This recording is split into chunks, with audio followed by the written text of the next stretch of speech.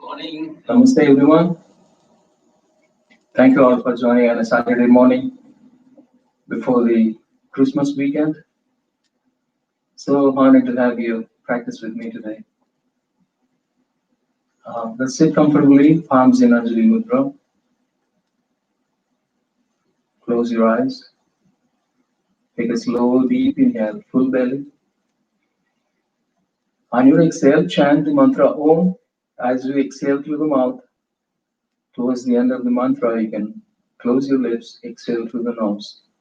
So the first two syllables of the mantra, Ah, U, as we exhale through the mouth, and the third syllable, when you chant the third syllable, when you close your lips, exhale through the nose. So take a full belly inhale, deep inhale, all the way. On your exhale, as you suck the belly in, begin to chant and begin to exhale. You can also do the Mula Bandha, root lock. You can pull the rectal muscles up as you begin to exhale.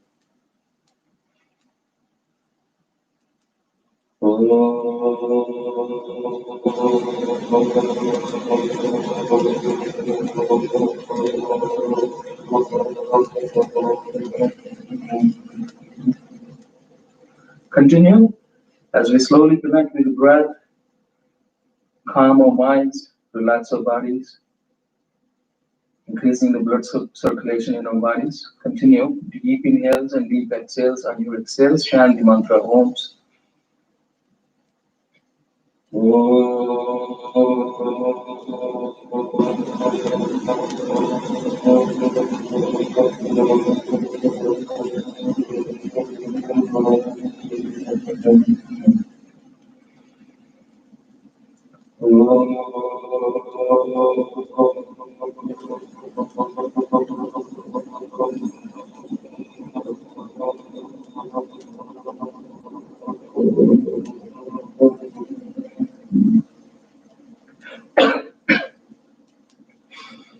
Couple more times.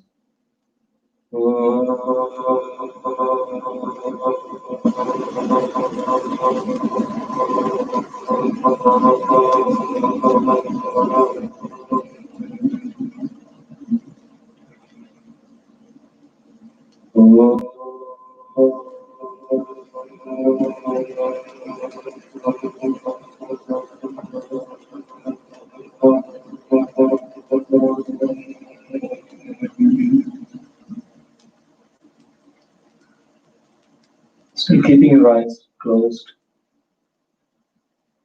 Vande Gurunam Charanarvinde Sandarshita Swadma Sukava Bodhe Nishre Shre Jangalikaya Mane Samsara Hala Hala Moha Shante Abharu Purushakaram Shankha Chakra Siddharinam Sahasra Sirsham Svetam Pranamami Patanjali.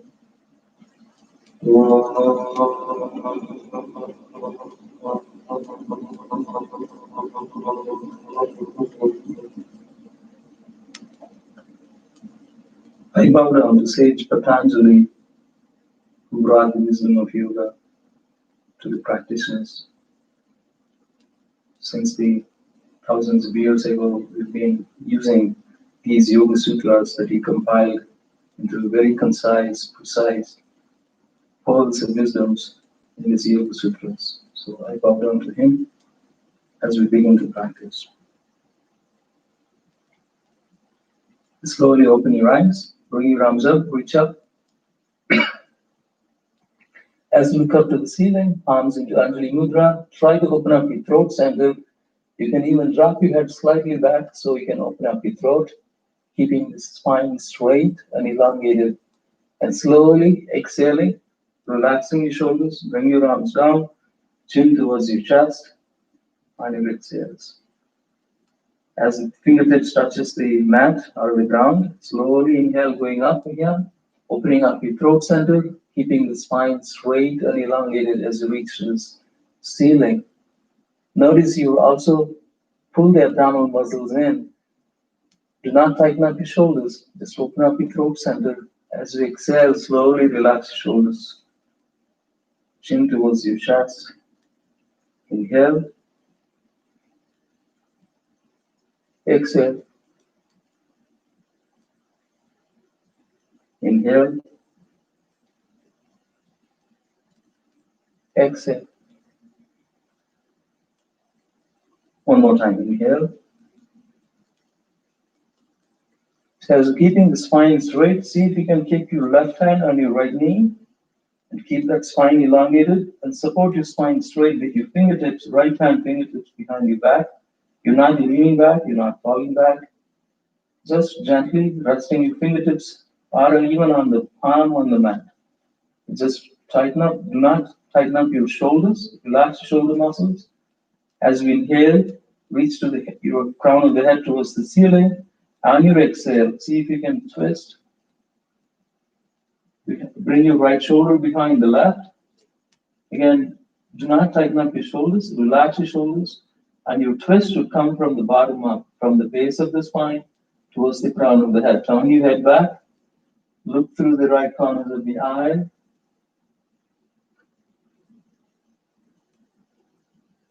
Feel the stretch on your left side of the neck muscles. And slowly come back to the center. This time again, inhale, reach to the sky. And then place your right hand on the left knee. As you elongate the spine, as you support the spine with your left hand, fingertips on the mat, or even on the palm on the mat, just relax your shoulders. On your exhale, deepen the twist. Turn your head back, feel the stretch on your right side of the neck. Look through the left corners of the eye. Beautiful. Slowly, as we are awakening the vital living force, the prana, also warming up and relaxing and removing any tightness in your body. Slowly come back to the center. Bring your arms up, reach up. Now this time, you can change your stance from cross-legged to like Vajrasana. From the Sukhasana, you can go into Vajrasana. So this way, it's much easier to lean forward. You can even separate your knees as you need to. Sit between your heels. Bring your arms up, reach up. And keeping the spine straight and elongated. See if you can lean forward, fold forward until you can bring your forehead close to the mat or close to the ground. And place your hands on the mat. And see if you can walk your hands forward as you bring your forehead towards the mat. Trying to keep the spine straight and elongated. From the tailbone all the way up to the crown of the head.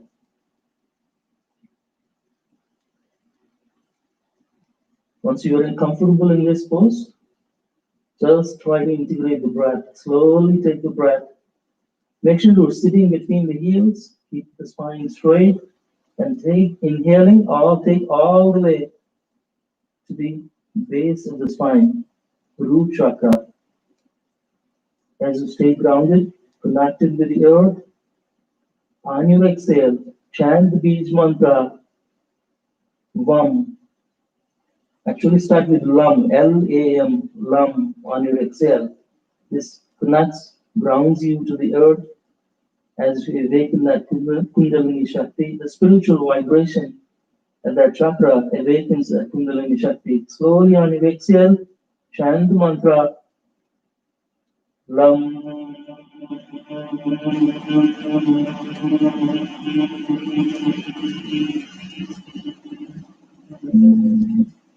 So visualize your awakening that Kundalini Shakti, spiritual dormant energy at that chakra, and once it awakens, slowly passes through towards the crown of the head. It does not actually, people who have that enlightened spiritual practitioners, they say it's like a lightning. It's a lightning fast. If it ever gets awakened, it's not as slow. It's almost like a lightning strike from the base of the spine to the crown of the head. So inhaling, reaching up to the base of the spine. On your exhale, you can chant multiple times on the single long exhale. Lam, lam, lam, lam, lam, lam. So every time you chant, you pull the belly muscles in, suck the belly muscles in, and a phased, gradual exhale. But it is still a single long exhale. You're just exhaling in phase by phase, gradually, step by step. On each exhale, on each chant, you suck the belly in. You will see how you're removing all the toxins, how you're removing and awakening that Kundalini Shakti. One more time. Inhale to the root chakra. Lam, lam,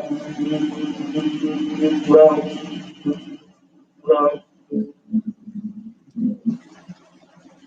Also, you can visualize the color of the rainbow, red, at that chakra.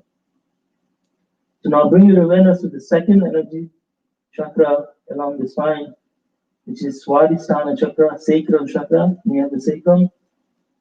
This is few inches below the belly, close to the belly, actually few inches below the belly, close to your genital organs. And this represents the water, which our body consists of 70% of water. Even the planet Earth consists of the planet, 70% of water. It's important to connect the vibration of the water, which purifies the body. As we inhale to the Swadhisthana chakra, exhale from the Swadhisthana chakra, chanting the Bij mantra VAM, V-A-M, VAM. Visualize the color orange at this chakra. VAM.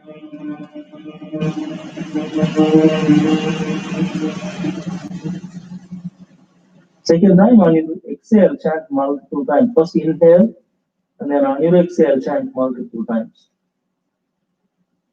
Vam, vam, vam, vam, vam, vam. Now bring your awareness to the core energy chakra, which is the Manipura chakra at the navel area. This chakra represents the fire element, the fire which burns all impurities, the fire that ignites. This is like the inner fire that drives as the core energy at this chakra. And this is the chakra that we, a lot of times, in the deep belly breathing, this is the chakra that we connect with in every asana that we practice. Slowly inhaling into the core, exhaling from the core. This is the belly breathing. Standard, we use this like in Kapalabhati, Vastrika, almost all of these pranayamas starts from this core chakra. Exhaling, chanting the Bij mantra, Ram, R-A-M, Ram. Visualize connecting with the fire. Visualize the color of the fire, yellow at that chakra. Ram.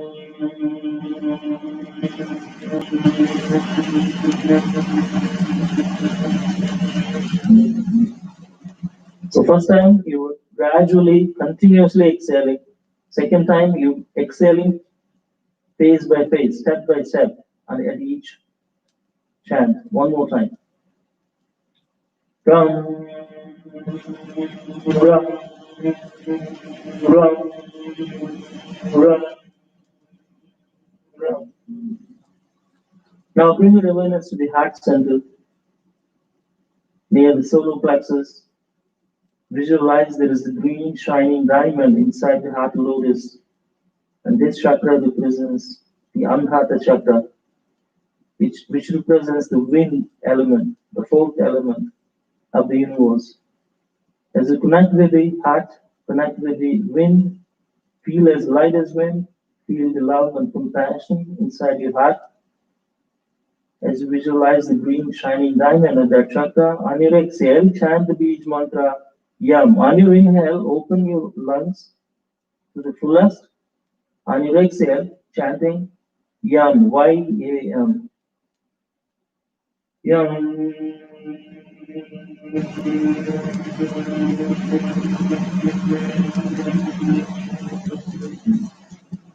One more time, inhale to the heart center. Yam, yam, yam, yam, yam. Now bring your awareness to the throat center, Vishuddhi chakra, fifth energy center in our body. And this is the chakra that represents the space, the inner and the outer space, the vastness of infinity of the space. Everything immaterial or material object in this universe, even the whole solar galaxies, the entire universe, ever expanding universe is encompassed in that space and the ever expanding. And that is the space that we are connected with, the inner space and the outer space. As we inhale through the throat center, exhale through the throat center, visualize the color of the sky, the blue sky. On your exhale, chant the mantra Om Hum, H-A-M, Hum. This is like a victorious breath. And a lot of times we use this pranayama in our asana practice as well. Inhaling through the throat center, exhaling through the throat, as if you're drinking the air. And then on your exhale, chant the mantra Hum. Hum.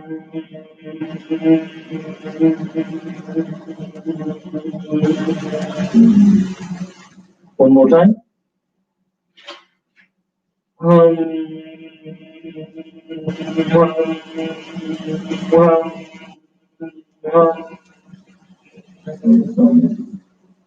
Now bring your awareness to the Ajna chakra on the forehead, third eye, spiritual eye, and this is the sixth energy center.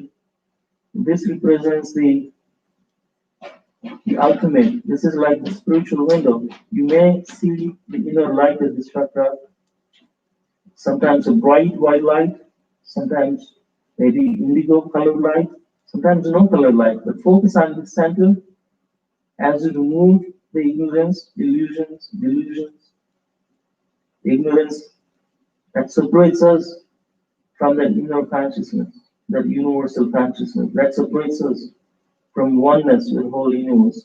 So that is the ultimate. This is the removal of the darkness. Then only you will see the light, the path of light. Focus on the center and the Ajna chakra. On your inhale, on your exhale, chant the mantra Om.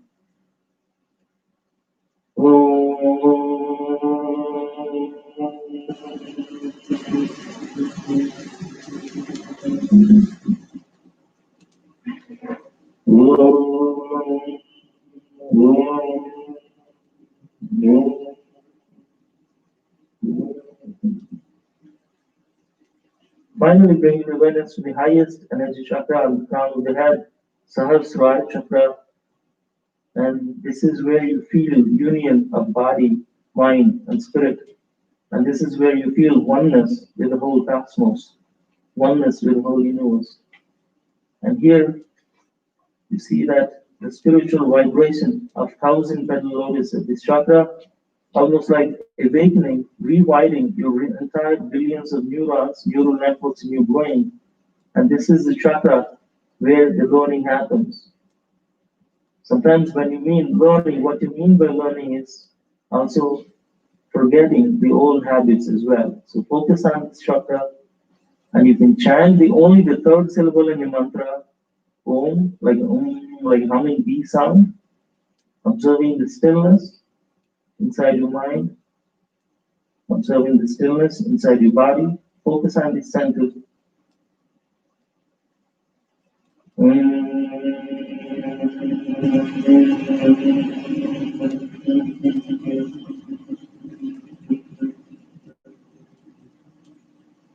Also visualize the color violet at the other end of the spectrum of the rainbow at this chakra.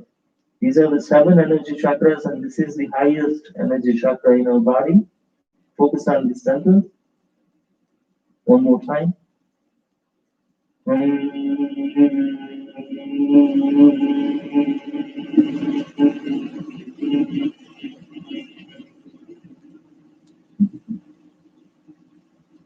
And then slowly walk your hands back as you sit straight. This opens up the entire energy channel, energy chakras. At least you are getting aware of these chakras and the channels, so you can begin to practice asanas. So it's very important to know these 7 chakras, spiritual chakras in our body, has the different frequencies, different vibrations. Each one of them are associated with a different color of the rainbow for the same reason. All of these 7 colors of the rainbow comes from a single source of white light.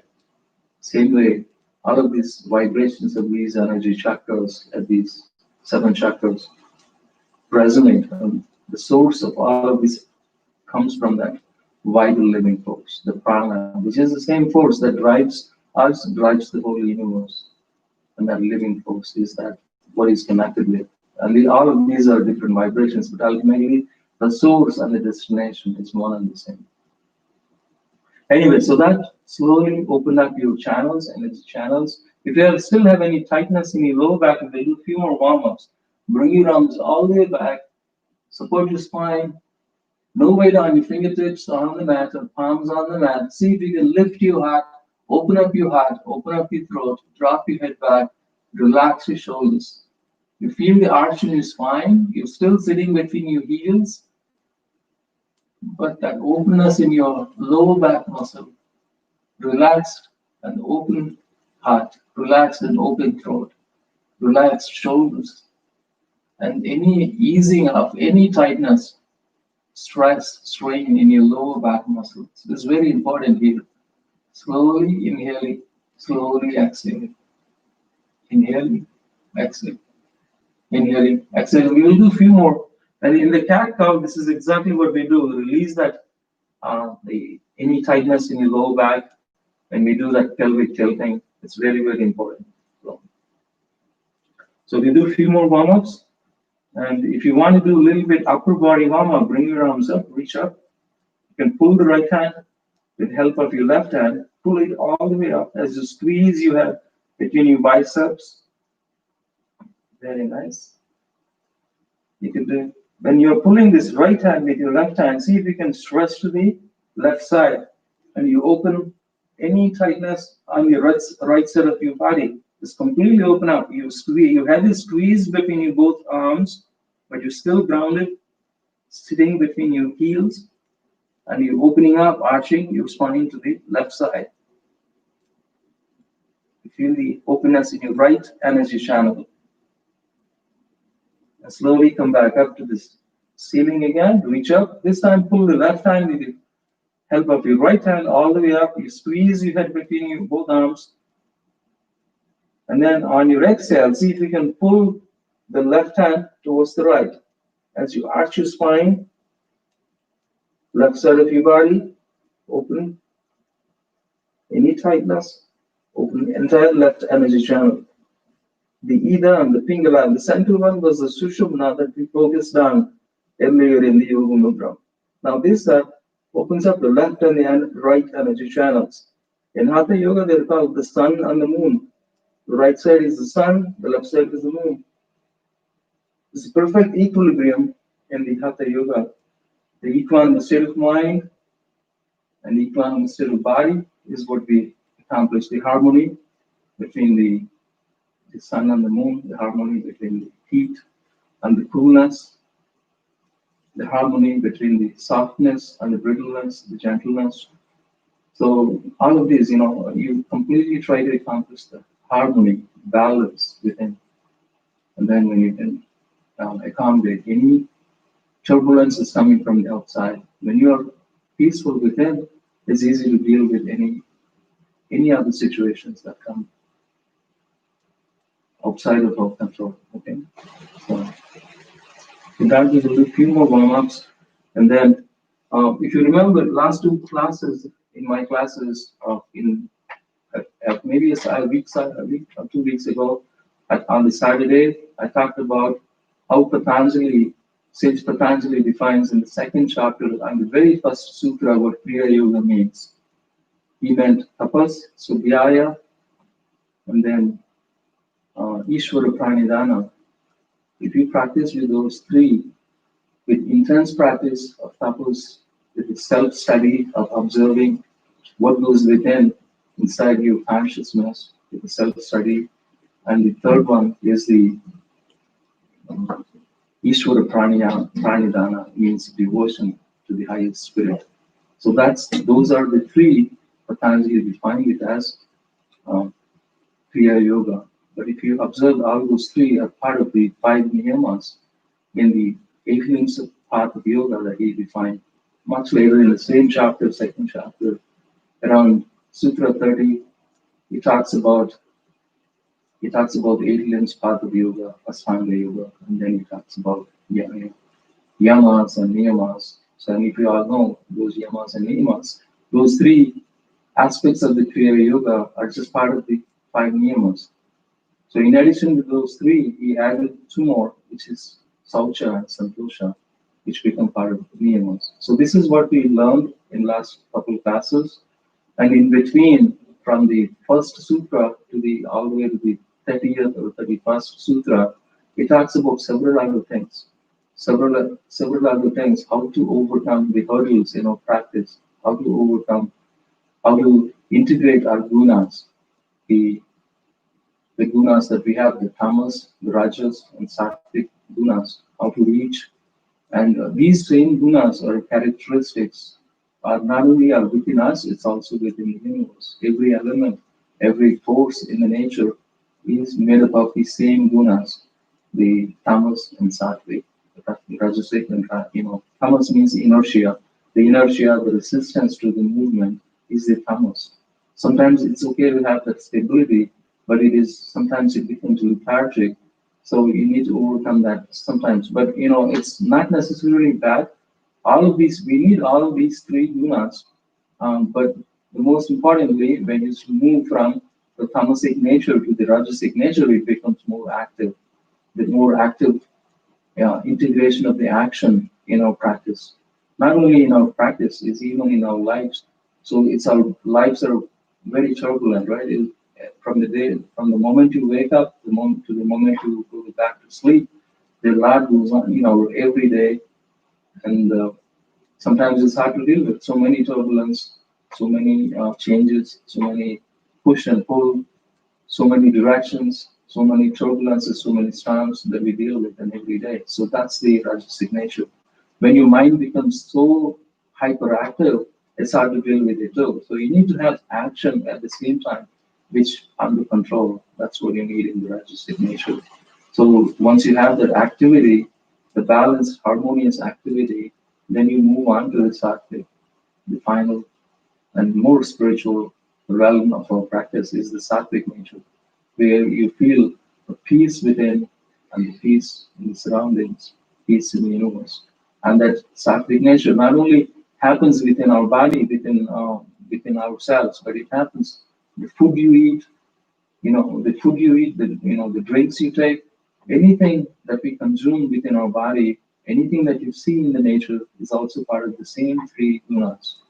You could eat the most lethargic, the meat-oriented food, or you could eat rajasic, more like spices and more that activates, or maybe more lot of caffeine, lot of activities that you do with this the rajasic nature of food. Same thing with the sattvic nature of food. Maybe the fruit, maybe a fruit that actually grew up in the sunlight.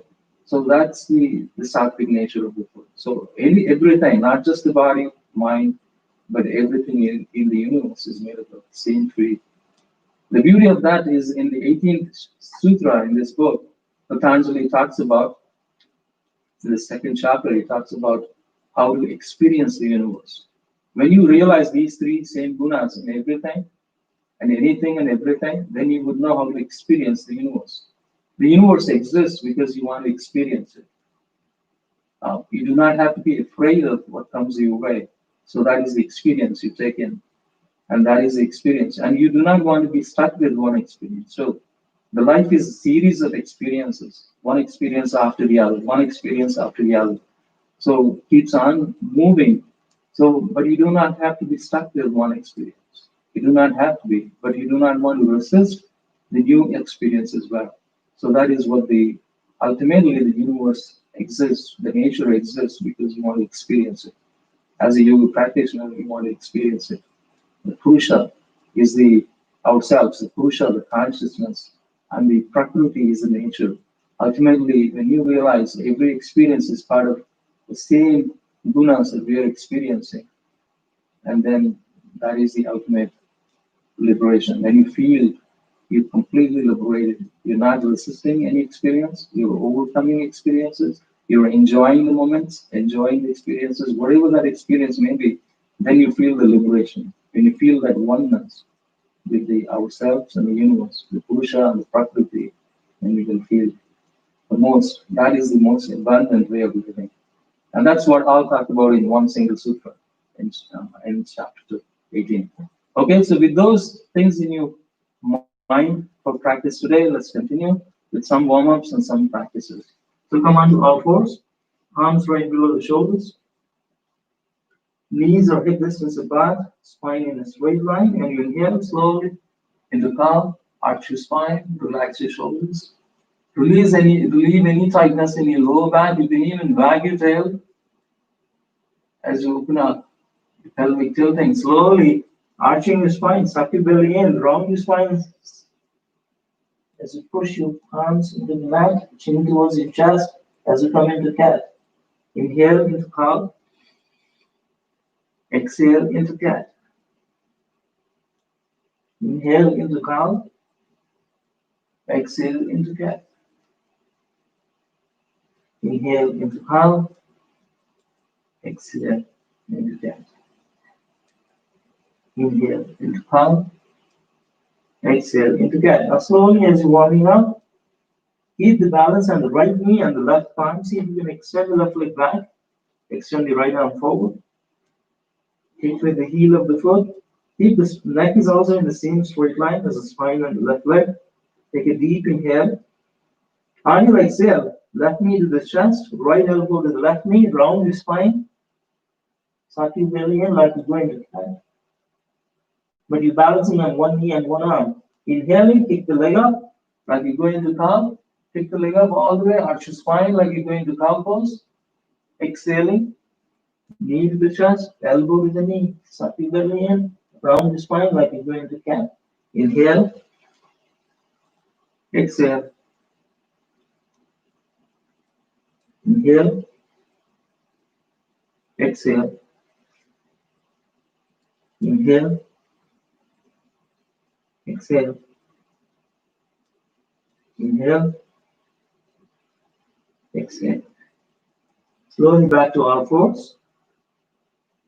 Now balance on the left knee and the right palm. See if you can extend the right leg back. Keep the spine on the right leg and the neck in a straight line. Extend your left arm forward. Engage your core. Take a deep inhale. On your exhale, right knee to the chest, left elbow to the right knee. Round your spine, suck your belly in. Like you're going to cat. Inhaling, kick the leg high, arch your spine like you're going to cow. Exhale. Inhale. exhale, inhale,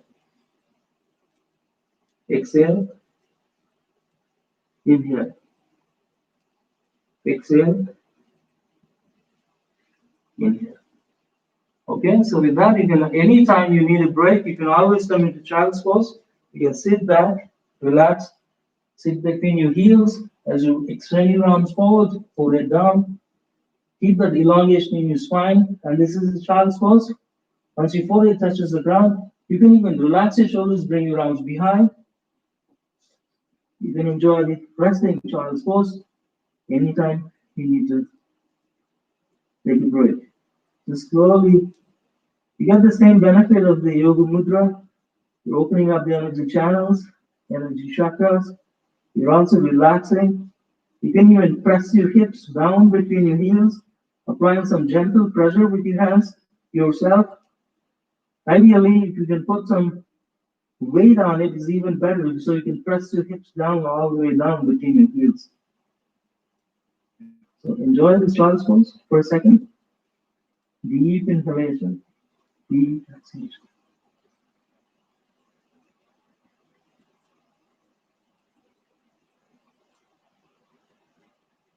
So now we're going to warm up our core muscles. So it's very important to start with engaging our core. You can come into plank. Keep the spine and the legs in a straight line. Regular plank, chaturanga. No, this is the Palakasana, right? Just take a deep inhale. Before we go into four limbs pose, we will start with Ashtanga Namaskar, knees on the mat. Soften the elbows, chest on the mat, chin on the mat. Notice your hips are not touching. There's only 8 points of contact with the ground. From here, Ashtanga Namaskar, you can drop your hips down. You can come into Cobra. As you use your back strength, relax your shoulder muscles, no weight on your palms. Shoulders away from your ears. Lift your head up. Relax your shoulders down. Roll your eyes up in the Cobra on your inhale. Now push the mat with your palms as you're slowly going up into downward facing dog. So once this is the first downward facing dog for today. Just slowly press your heels down, lift your tailbone high, spine in one straight line, legs in one straight line. If necessary, you can do one heel touching the mat, bend the right other knee, opposite knee. Same thing, you can switch until you're comfortable keeping both heels on the mat. Slowly keep the spine straight, lift your tailbone high, legs in one straight line. You can even drag your tail in the downward, slowly. Now on your inhale, back to the plank. Take a deep inhale, engage your core. Now that you know the explanations, you just continue to do this movement of the vinyasa. Exhale. Now you can add chaturangas if you like. You don't have to do Ashtanga. You can keep the knees on the mat, soften the elbows, right? You can also just do chaturanga. Soften the elbows, body hovering over the ground. Your elbows are right next to the body. Your choice, Ashtanga or chaturanga. Or you can also do cobra or up dog. As you come up, notice you're relaxing your shoulders. When you're doing up dog, knees are off the ground. Very nice. Just completely make sure you ensure your shoulders are away from your ears. Your body weight is on your palms only. Roll your eyes up, head up, arch your spine. Slowly push your mats. Slowly come back to the downward facing dog. Here, give yourself 1 second. Fully enjoy the Ujjayi breathing that we talked about. Inhaling through the throat center, exhaling through the throat center, the victorious breath. And that is anytime you need to resting, anytime you need to integrate the breath mindfully, consciously, then you integrate the throat, exhaling through the throat center. Ujjayi breathing. As you enjoy this downward facing dog for a couple of cycles of breath. So whenever you're ready, you can continue the motion. You don't have to do this slow. You can go slowly, increase the pace. Back to the plank. Inhale, exhale, chaturanga. Inhale, up dog. Exhale, down dog. Inhale, back to the plank. Exhale, chaturanga. Inhale, up dog. Exhale, down dog. Each time you come to down dog, it's like a resting pose, like the child's pose. So you can make sure you can take a pause. You can stay here for 1 or 2 cycles of breath. You can practice ujjayi breathing. Slowly notice how your body, how your subtle energy is, how your gross energy is, what is it that you're connecting with. Inhaling, exhaling, inhaling. What is your nature right now at this moment? Is it tamasic, or is it rajasic, or is it sattvic? A lot of times it takes several hours of practice to reach that sattvic nature. We start from the tamasic, slowly going to rajasic, and then ultimately, when we reach that end of the class, when we do the meditation, we may reach the sattvic nature. So there's never a moment where we do not have these three characteristics within our practice, within our lives. There's not a single moment. It's just a matter of what is the ratio of all of these three gunas at any moment in our time. Full deep cycles of breath, back to the plank, deep inhale. Okay, now I don't need to talk, just continue. Exhale, chaturanga, inhale, up dog, exhale, down dog. Back to the plank, take a deep inhale, exhale, chaturanga, inhale, up dog, exhale, down dog. Inhale, exhale, inhale, exhale. This is the vinyasa we're going to do. So now that you're comfortable here, we can do the 3 leg. Same thing with the 3 leg. Lift the right leg up to the sky. Instead of chaturanga, we're doing it triya, like a trio, classical trio, 3-limbed pose, right? Exhale, inhale, back 3-leg plank, exhale, 3-leg chaturanga, inhale, 3-leg down dog. Exhale, back to the down dog. So as we keep keeping the right leg pointing to the ceiling, continue. Inhale to the plank, exhale to 3-leg chaturanga, inhale, 3-leg up dog, exhale, 3-leg down dog. One more time. Inhale, exhale, inhale, exhale. So when you're ready, slowly lower the right leg down. Stay here, full cycle of breath. Enjoy breathing. Before we switch to the left leg up into the 3-leg down dog. Relax your breath, relax your heartbeat. Take a deep inhale on your plank, 3-leg plank. On your exhale, 3-leg chaturanga. On your inhale, 3-leg up dog. On your exhale, 3-leg down dog. Every time you come to the down dog, take a pause as you need. Full cycle of breath. Inhale to the plank, exhale to chaturanga, inhale to up dog, exhale to 3-leg down dog. Very nice. One last time. Inhale, exhale, inhale, exhale.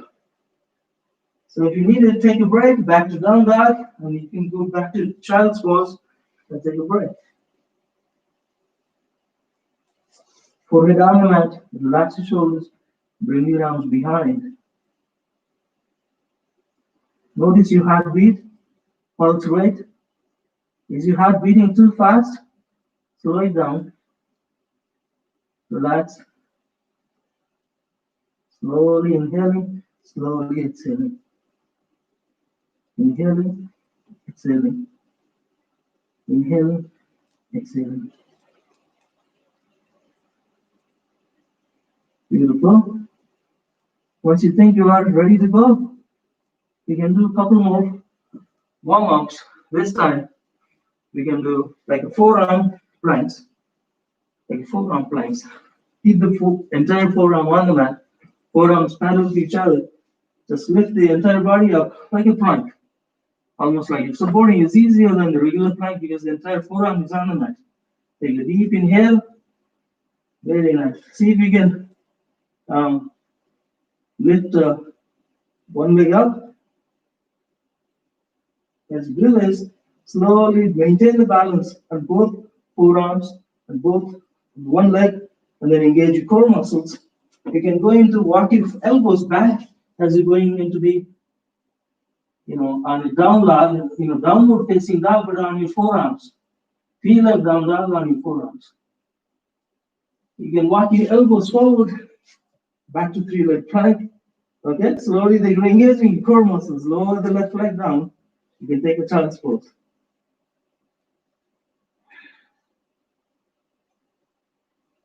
Just observe what's going on inside your body. Does it need a little more action? Does it need less action?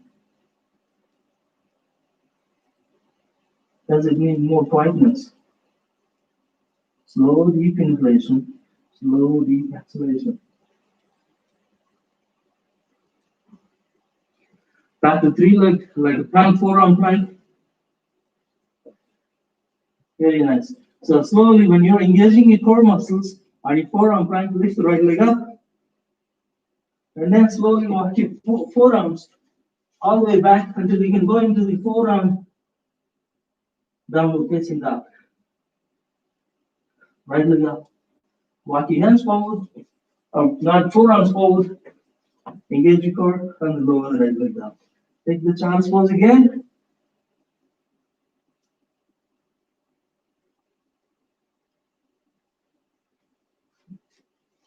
A lot of times Navy SEALs and the commandos practice and actually walk on the forearms, right? If you like to try that, you could try it actually. Walk it all the way go to the back of the mat. Back of the mat all the way. You can come into forearm plank. And from the back of the mat, from the back edge of the mat, see if you can walk any forearms to the front edge of the mat. They actually maintain the low profile. You can walk you backwards again on your forearms. That's how you do it. Back to child's pose.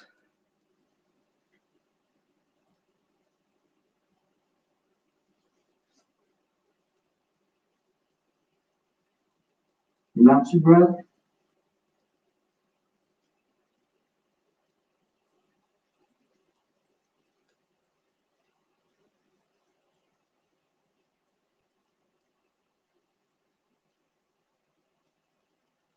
One more time, back to forearm plank.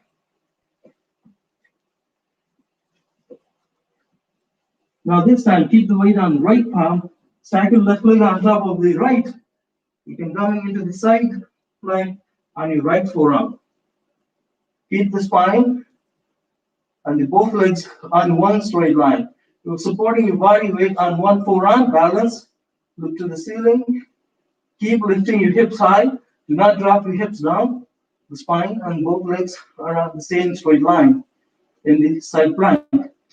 If you're challenging, if it is easy, it's not very challenging for you, you can lift one leg, left leg up to the sky, or you can just maintain the side plank. Back to the forearm plank, and back to the child's pose before we do the other side. Relax your shoulder muscles. So enjoy what you're doing. Are you open to the experience? That is the important part. Are you, maybe you have never done this before. What matters is, are you inviting this new experience? Even if you have done it before, you're not stuck on this one experience, you're moving on from one experience to the other. The transition takes effect. That is the important part. This whole universe exists for you to experience. For you to not get stuck in one experience. Just move on with the same openness, the same offering, or whatever you can to add to this experience. You can add it, you can enrich the experience by giving your best, or you can just resist the experience and making the experience even worse. So it is your choice, it's in your mind how you open to that experience. That is what that's what we're trying to do. Back to the forearm plank. Keep the weight on the left forearm. Stack your right leg on top of the left side plank on the left side. Keep your spine and the hips, everything in one straight line as we balance on the left forearm.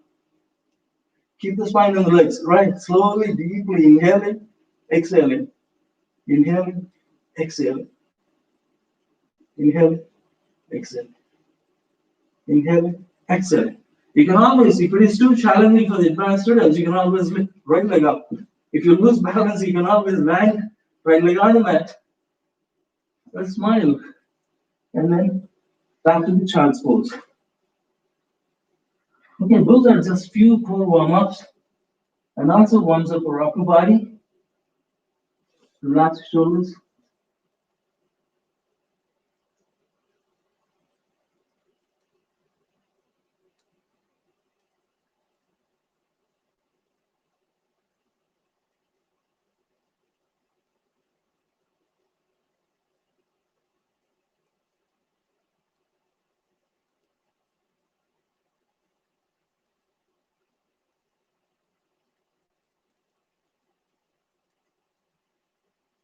So it's important to understand, not just intellectually. So yes, you may have the full knowledge of all the Yoga Sutras. Just understanding intellectually is not enough. Experiencing it is the most important part of the practice. Experiencing your understanding, applying that your understanding into the practice is very foundation of the yoga. A lot of people who are knowledgeable, but they don't ever experience it. They're not ready to apply their knowledge into the practice. So you're integrating that into your practice. So let's do, like I said, we are still warming up our core, coming into the yogic bicycling. Lie down on your back. Maybe you have to turn sideways. Whichever way that works for you. Stay on the mat. So hug your knees to the chest, both knees to the chest. You can bring your knees or legs or shins parallel to the ground. You can interlock your hands behind your head. We will do a quick yogic bicycling on my counts. On my counts, exhaling. Between my counts, you come to this neutral position. Bring the head down and take a deep inhale. And you also, on my counts, you also alternate. One leg comes to the knee, one knee comes to the chest, and then the opposite leg gets extended, and the opposite elbow touches the knee close to the chest, and then you switch back and forth on my counts on the exhales. Take a deep inhale between my counts. Ready? Ekam, Dvi, Trini, Chatvari, Pancha, Shat, Sapta, Asta, Nava, Dasha. I can go on. Ekadasha, Dwadasha, Trayodasha, Chaturdasha, Panchadasha, Shodasha, Saptadasha, Astadasha, Navadasha. Forgot the name for the 20, but we can come back to this, another set of 20 again, okay? Ekam, Dvi, Trini, Chatvari, Pancha, Shat, Sapta, Asta, Nava, Dasha, Ekadash, Dwadasha, Trayodasha, Chaturdasha, Panchadasha, Shodasha, Saptadasha, Astadasha, Navadasha. That's it. So that's maybe one last one. And then you're ending, going into the resting pose. Keep the legs on the mat, hands extended behind your head, as if you're waking up in the morning. Notice you're arching your spine. There is a gap under the spine. Deep inhalations and deep exhalations. Inhaling, exhaling. Inhaling, exhaling. So whenever you're ready, slowly, or maybe with the movement or with the momentum, but basically, ideally, you want to use your core strength. As you lift your upper body up, slowly, your hands towards your head, towards your legs, you can slowly come up into the full momentum, and then come into the boat pose. Slowly, you can bend your knees if you need to. You can extend the knees if you need to, but keep the spine straight into Navasana. Engage your core muscles, deep inhalations, and a deep exhalations. Like belly breathing, like a Kapalbhati or Vastrika in the both pose.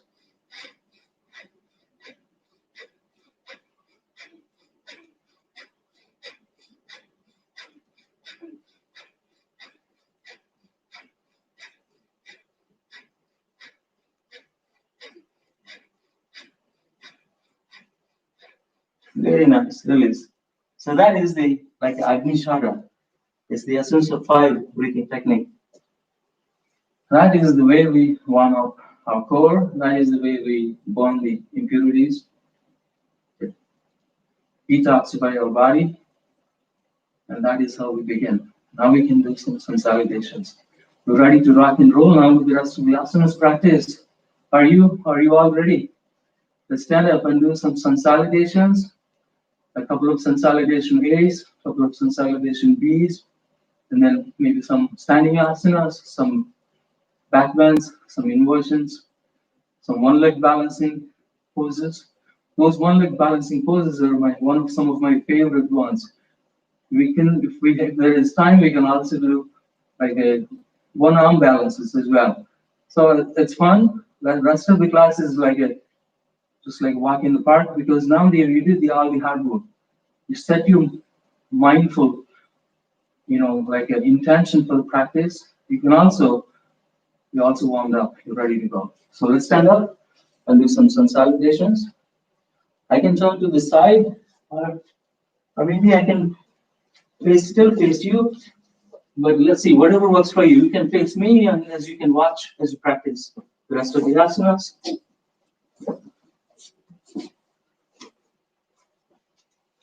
Okay, come to the front of the mat, palms in Anjali Mudra. And this is the beginning pose and the ending pose for all of these consolidations. In between, you can come into this mountain pose, which is the Samasthiti, the equanimous state of mind, equipoised state of mind, equipoised in body, mind, and that is the Samasthiti. You can always come back to the mountain pose before we begin the next set of consolidation. Okay, again, connect with your heart center here.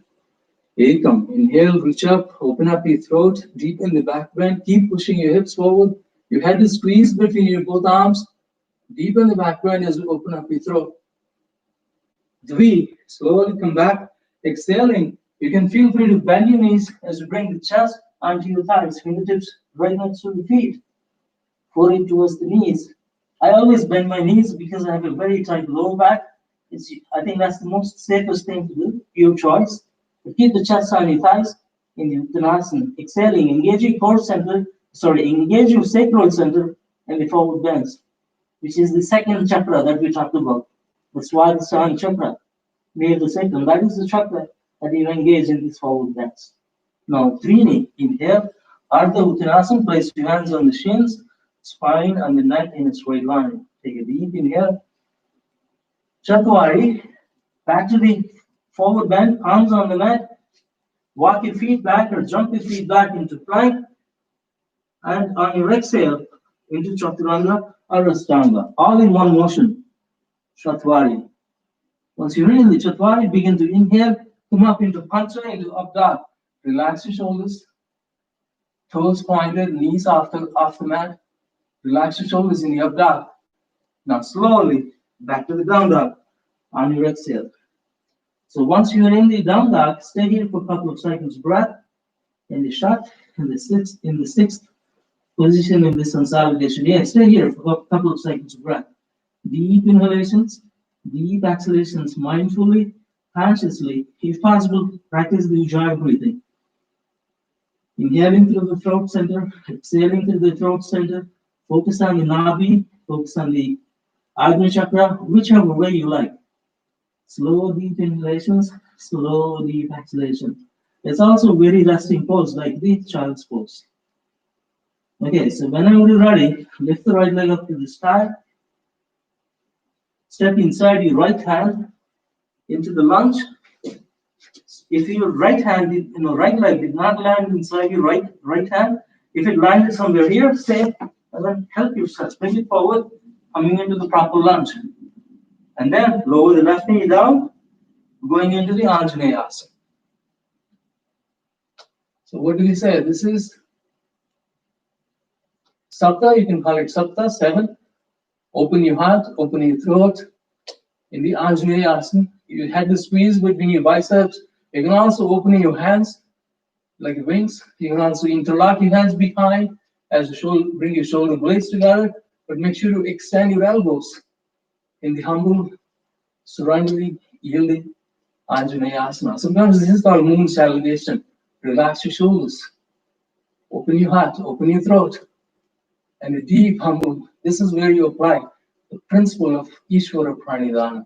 You practice with devotion, you practice with intensity, you practice with self-study.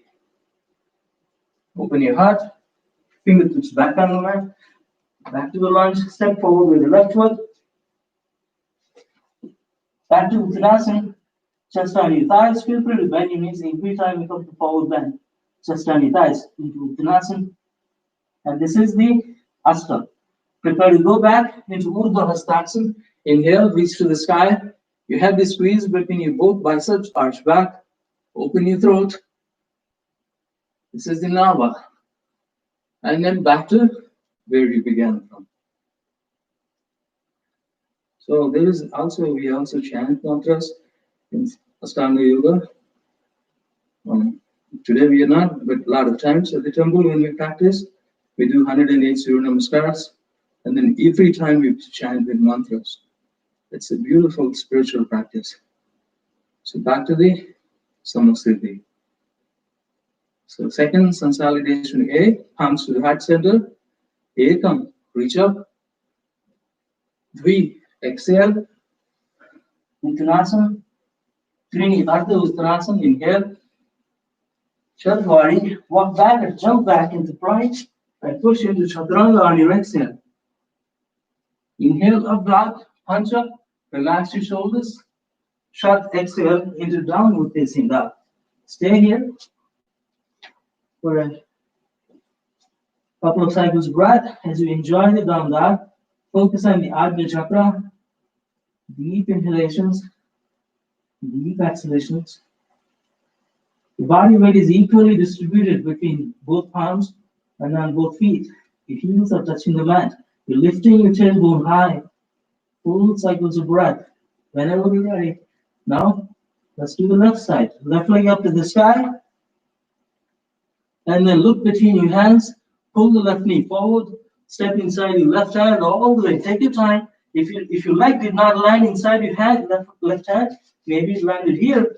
So pull it forward. Take your time, all the time you need. Come back into a proper lunge. Make sure the knee is inside your hand too. You don't do this. Knee is not outside. Knee is always inside. Lift the head up. Beautiful. Now, whenever you're ready, let's do the Anjaneyasana. Right knee on the mat. Keep the left knee, front knee bent, like back leg, knees on the mat. Slowly come up into the devotional Anjaneyasana. A deep, humble, surrendering, yielding pose. Try to keep the head squeezed between your both arms as you deepen the back bend, as you open your heart, as you open your throat. You can also open your arms. You can also interlock your hands behind your back as you bring your shoulder blades together. Interlock. When I say interlock, this way, interlock. You can also press your palms as you bring your shoulder blades together. Extend the elbows completely as you're deepening the back bend, as you're opening your heart in the humble, yielding, surrendering pose. So what principle are you going to apply here? The Ishvara Pranidhana, the devotional aspect of the practice comes into play here. Very deep, you're letting go. You know what you're experiencing and what you're letting go. You know the experience that you're enriching, you know the experience that you just want to let go. You know the difference between the two. Deep inhale, deep exhale. Fingertips back on the mat, lift the knee up, and step forward, fold forward, back to Uttanasana.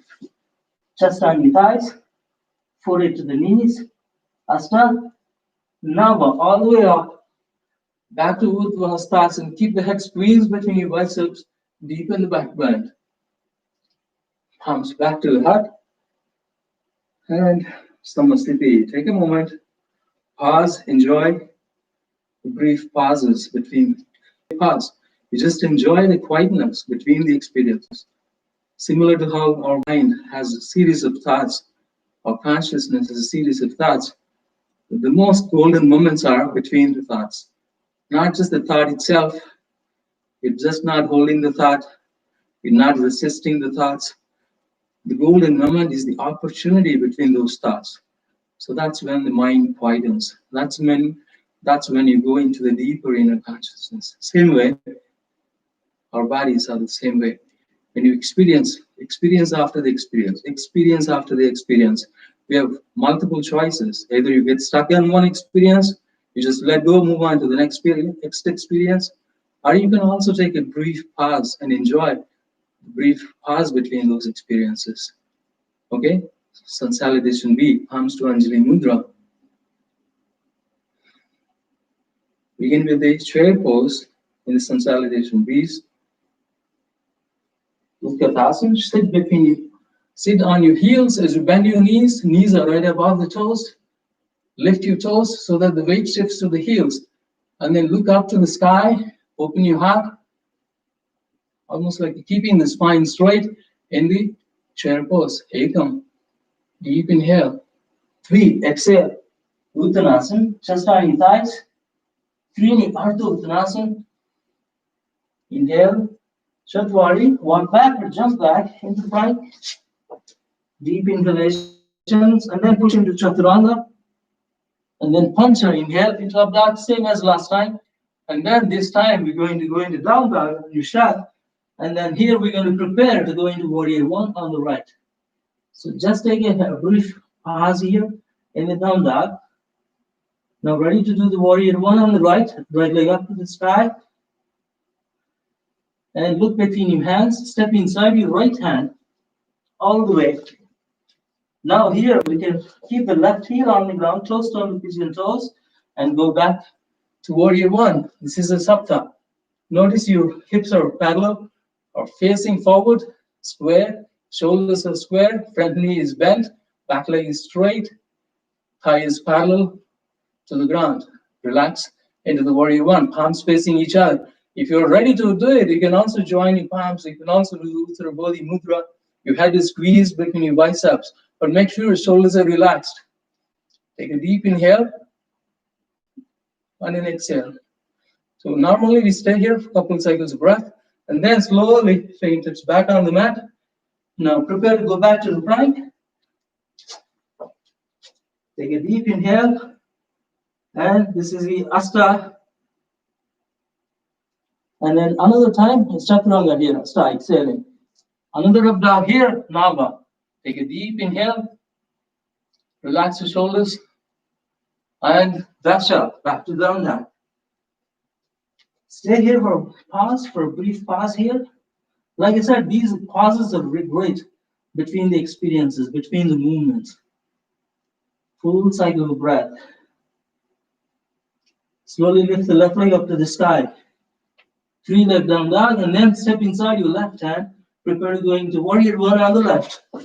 Left leg inside your left hand. And now keep the right foot on the mat. Toes down to pigeon toes. Legs are hip distance apart.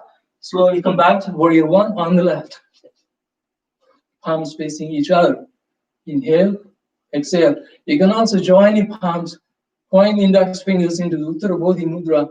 You had the squeeze between your biceps. Take a pause, completely inhaling, completely exhaling. And prepare to do the vinyasa again. What is that? That was Ekadasha. Right? Palms on the mat, step back with the left leg, back to the plank. And then push into Chaturanga, Dwadasha. Trayodasha, inhale into up dog. Chaturdasha, exhale into down dog. Now, this is the last down dog in this consolidation. We stay here for full cycles of breath. No, I don't know if you could hear my breath. I could hear my breath myself. Maybe because I'm talking too much, I'm getting out of breath. So this is the time to take a brief pause. Full cycle of the breath. Calm your minds. Calm, relax your breath.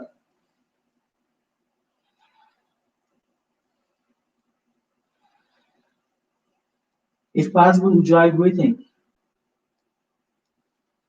So whenever you're ready, look between your hands. You can walk forward or jump forward into Ardha Uttanasana and then Uttanasana. Knees are inside your hands. And this is the Trayodasha or maybe Panchadasha. And then Shodasha, back to the chair pose, where we began the consolidation V. And then slowly come back into mountain pose, into Samasiddhi. Hopefully you're all with me. Just for a brief pause, close your eyes, enjoy the equanimous state of mind. Feel the four corners of the feet. Relax your shoulders. We're going to just do one more consolidation B, and then we move on to the rest of the class.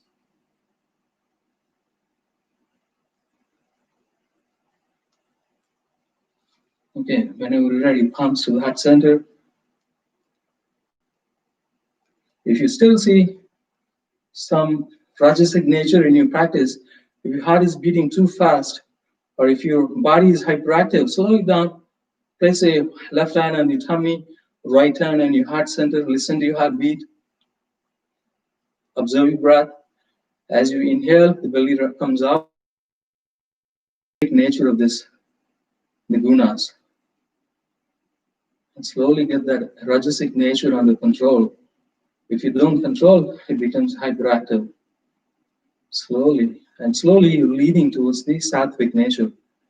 It won't happen just like flipping the switch. It takes several hours of practice. Okay, whenever you're ready, palms into Anjali Mudra. Ekam, chair pose, Utkatasana, inhale. Dvi, exhale, Uttanasana. Trini, Ardha Uttanasana. Inhale. Chatwari, walk back or jump back into plank. Exhale into Chaturanga. Elbows are right next to the body hovering over the ground. Inhale into a back, punch up, relax your shoulder muscles. Shat, exhale into down dog. Stay here for a couple of cycles of breath. Actually, one cycle of breath. Now prepare to do the left leg up to the sky and start with the left side this time. Left leg up to the sky. We will do both sides anyway. So step inside your left hand, warrior one on the left. Sapta, warrior one on the left. Front knee bent, back leg straight. Now its second time is much more easier than the first time. No, if you could notice it. Now switch into Vinyasa, palms on the mat, step back in the left leg, push into Chaturanga. Now inhale into up dog. Dasha, exhale into down dog. Stay here for a full cycle of breath. And before we do, the warrior one on the right leg up to the sky. Step inside the right hand, back foot on the mat. Warrior one on the right. Ekadasha. Very nice. Right, whenever you're ready, Dvadasha, walk back and jump back into plank. Push into Chaturanga. Trayodasha, inhale into up dog. Chaturdasha, back to down dog. And this is the last down dog. In the last consolidation B. Stay here for a couple of cycles of breath, full cycles of breath. Rest your heels on the mat. Lift your tailbone high. The weight is equally distributed between your palms and on your feet and on your palms. Full rejuvenation of the breath, recharging of your body and mind, recycling of the breath, full cycles of breath. Enjoy breathing if possible. Now look between your hands, you walk forward or jump forward into Ardha Uttanasana and into Uttanasana. Prepare to go back to chair pose, Utkatasana. And then palms to the heart, center, back to Samasiddhi. This is the last consolidation B as I promised. And here you can rest for a second before we do some standing, other standing asanas.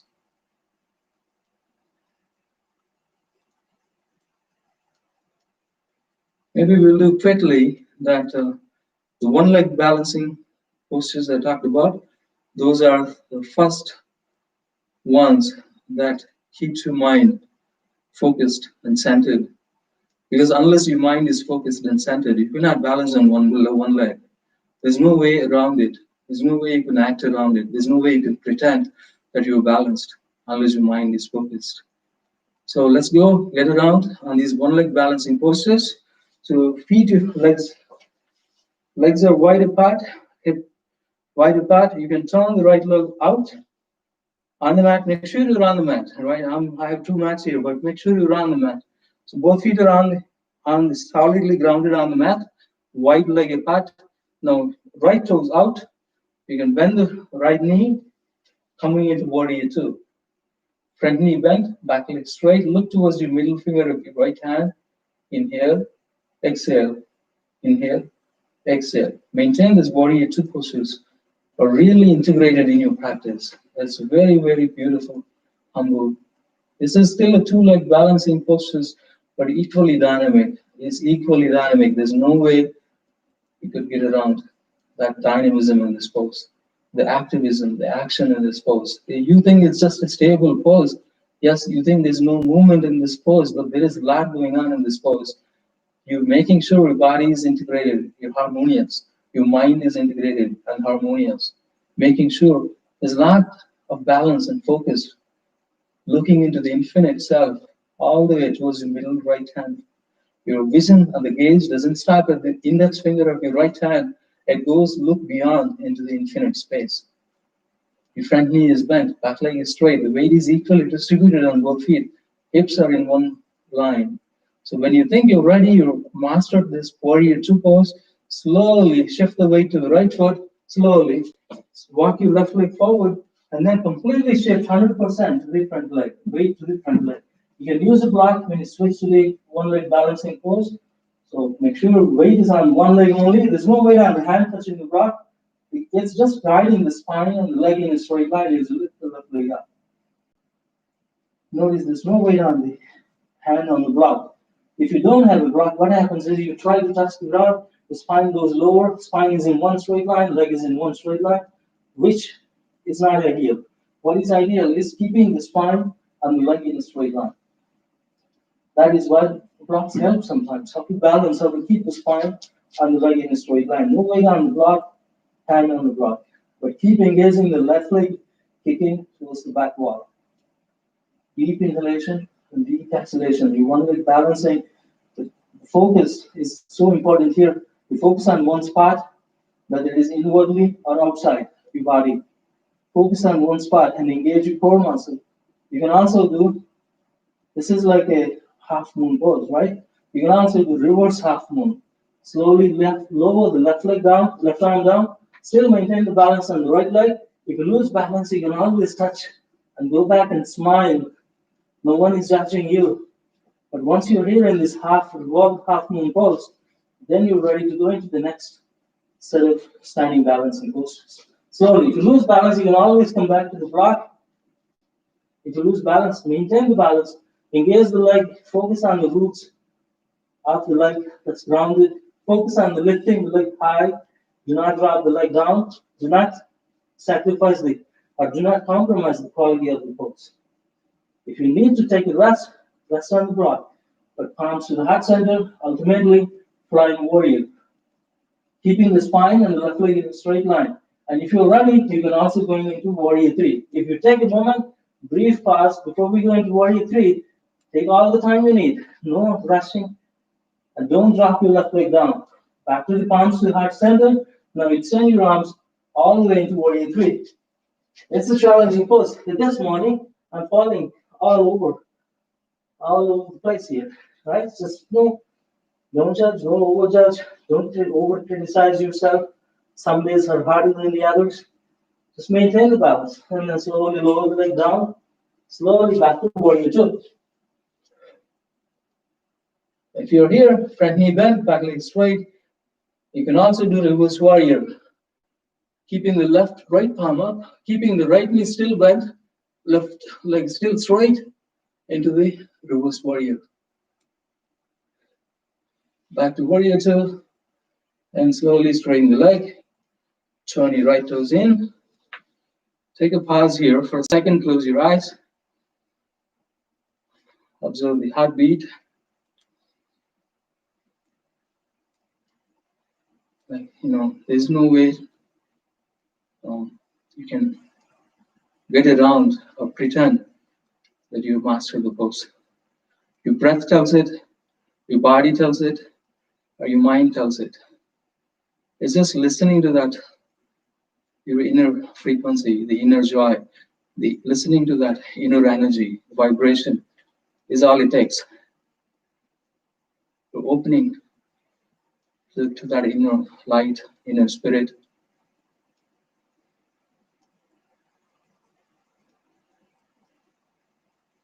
Okay, so when you think you're ready, now let's do the other side.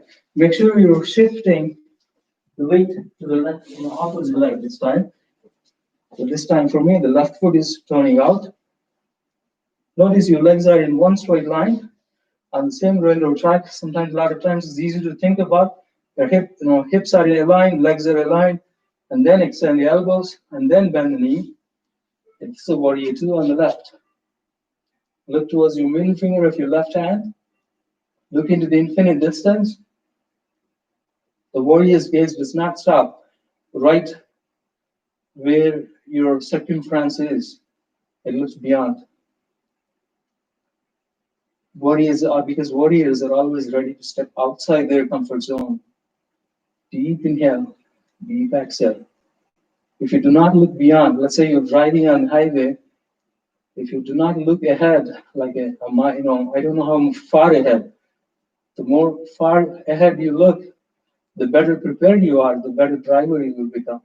That's exactly what happens in this warrior too. So you look ahead, the gaze as long as far as you can go. Inhaling, exhaling, inhaling, exhaling, inhaling, exhaling.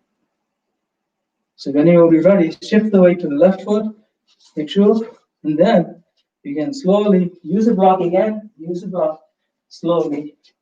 And then when you think you're ready, shift the weight completely to the left foot and see if you can lift the right leg up into the half moon pose. The spine on the right leg is in a straight line. Deep inhalation and the deep exhalation. Engage the leg that's pointing towards the back wall.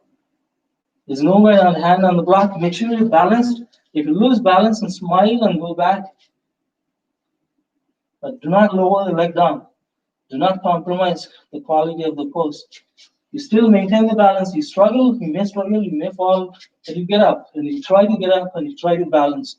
Trying to keep the right leg as horizontal to the ground as possible. The spine and the right leg is in a straight line in the half moon pose. And when you think you're ready, right arm comes down, left arm goes up, reverse half moon. Still maintain the balance on the standing leg.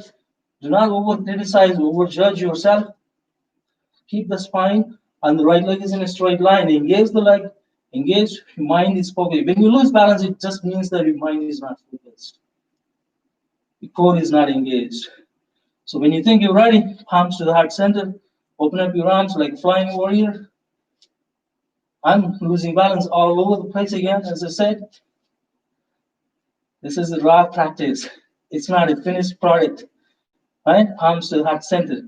And then slowly extend your arms forward into warrior three. Slowly back to the half moon pose.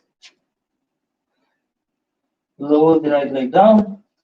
Slowly back to warrior two. It's your openness to the experience is what matters.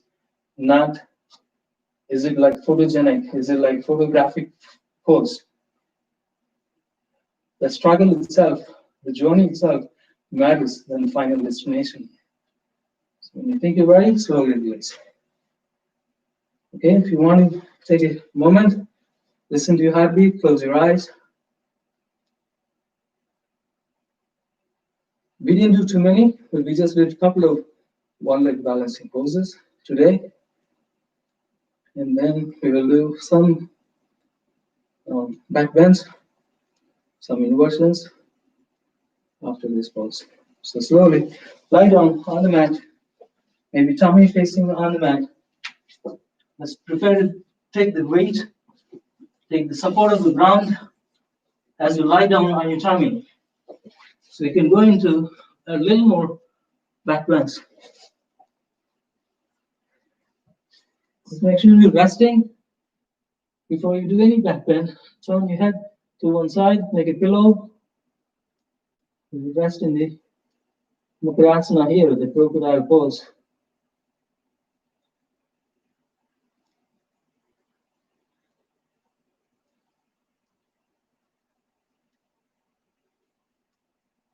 So which guna we are practicing when we do this resting, relaxing Makrasana? Which one? Are we doing tamasic? Are we doing rajasic? Are we doing sattvic? Most likely, we're resting in the tamasic nature.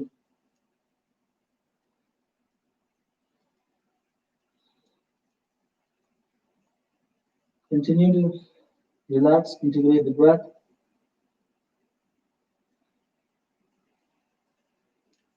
So when you think you're ready, let's do another back bend. But this time, with the support of the ground on the behind, below your belly, is you can go more deeper. You can trust your body even more because you have support of the ground. Take a deep inhale, lift yourself up, completely up into the locust or Shalabhasana. Very nice. Just use your back strength, legs up, chest up, thighs up, arms up. Beautiful. Point your toes up, thighs, your pelvis is up. Only the belly is touching the mat. And then you can also interlock your hands, press your palms into each other, interlock your hands, and then bring your shoulder blades together. Continue to inhale, continue to exhale. Inhale, exhale. Inhale, exhale, and release. And rest in Makrasana. Turn your head to the opposite side.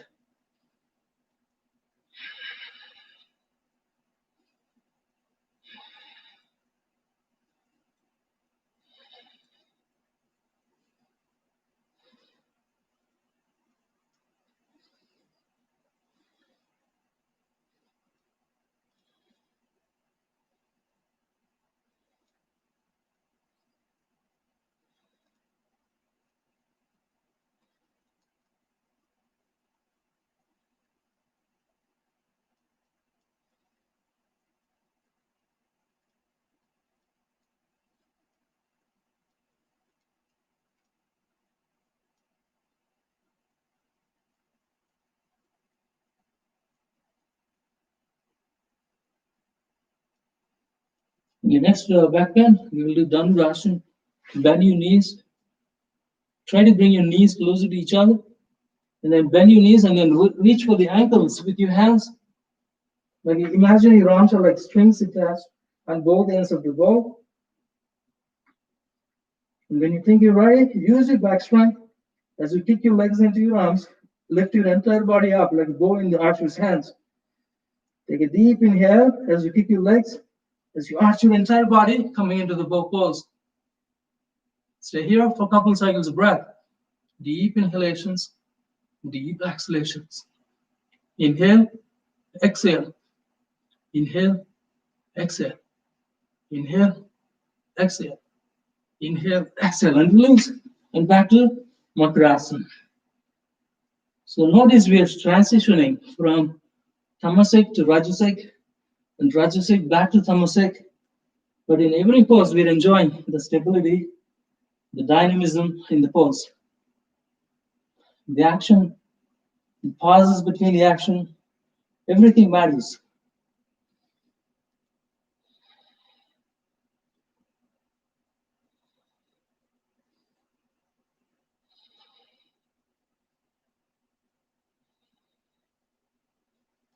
Like in experienced meditation practitioners will tell you, the meditation happens when your mind is calm, when your body is quiet. It happens between the thoughts. It happens between the breath. That means you're not inhaling, not exhaling. You're not even retaining the breath. Maybe you're just pausing between before you inhale. That is the golden opportunity for meditation.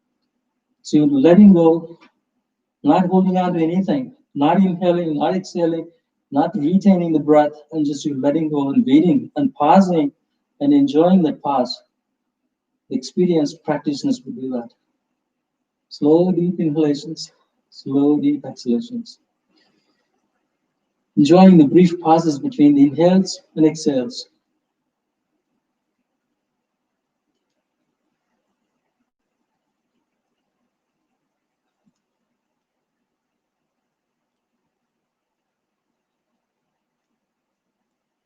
A lot of people are afraid of not breathing. Okay, if I don't stop breathing, I'm going to die. No, you have still control. You still can maintain for a brief pause with completely letting go and enjoy the brief pauses.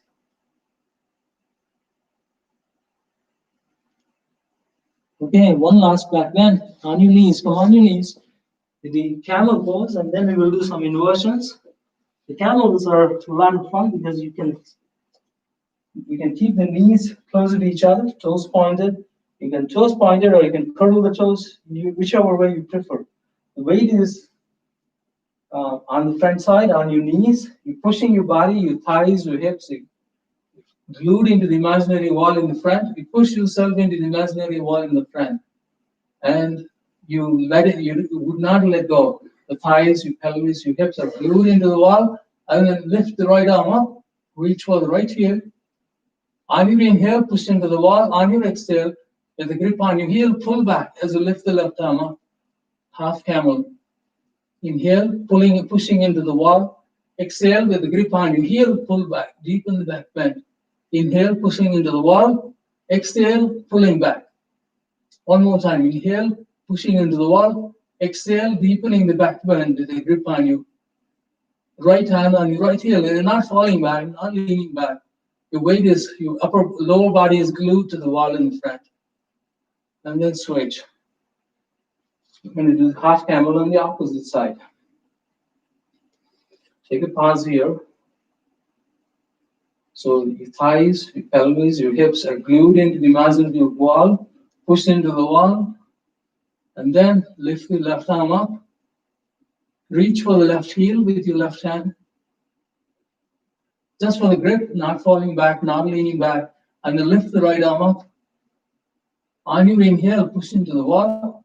On your exhale, with the grip on your left heel, just deepen the back bend. One more time. Inhale, push into the wall. Exhale, deepen the back bend. One more time. Inhale, push into the wall. Exhale, deepen the back bend. And release. Slowly.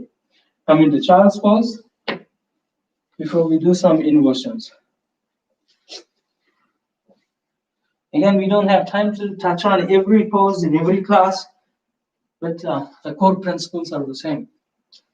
Every pose you do it with same integration, with the same focus, same intensity, same swadhyaya, the same self-study, and the same devotion, the same letting go in the practice.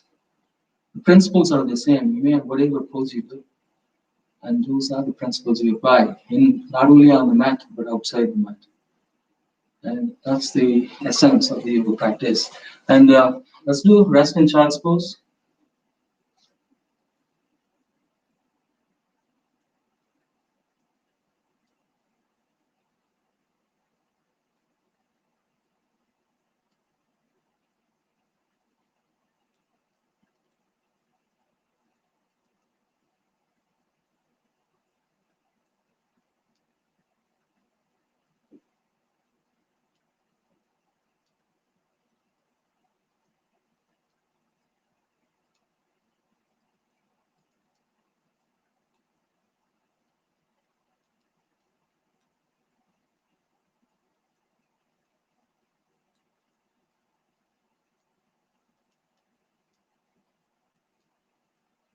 So we're going to do some inversions. So lie down on your back.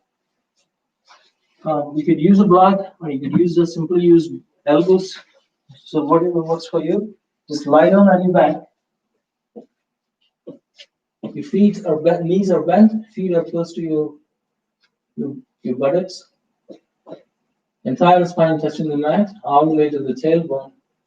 Relax your entire body, surrendering to the ground. You can rest in this pose anytime and completely doing belly breathing, like in the Shivan and the Pranayama.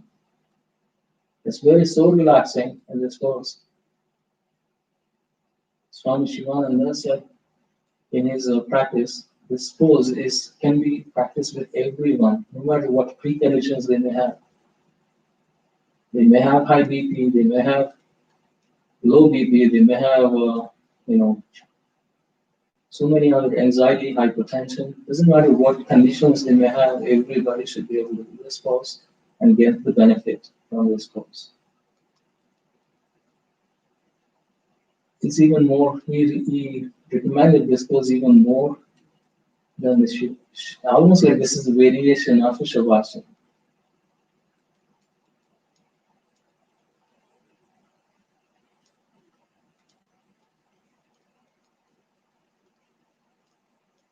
When you're ready, let's do first inversion. Just keep the hips high, shift the weight to the shoulders, keep the neck flat on the mat, no weight shifts to the neck and the head.